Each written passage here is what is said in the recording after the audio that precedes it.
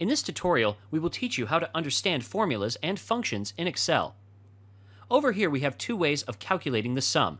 The first way is the wrong way, in which you directly enter the numbers in the formula, and the other is the right way, which uses the correct reference of the cell in which the values are entered.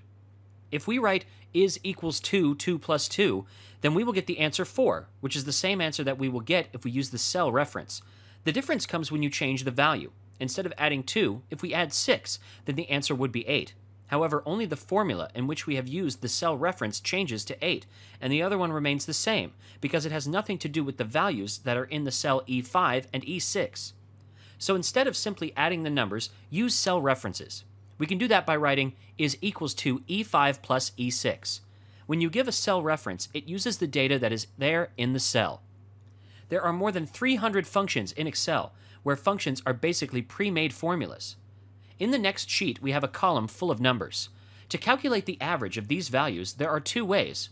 The first one is to do it manually, and in order to do that, you will have to write is equals to, parentheses open, D3 plus D4 plus D5 plus D6, all the way up to D17, and then divide it by the total number, which is 15.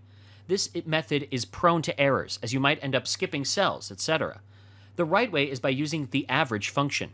In order to calculate the average, write is equals to average, parentheses open, D3 colon D17, parentheses close.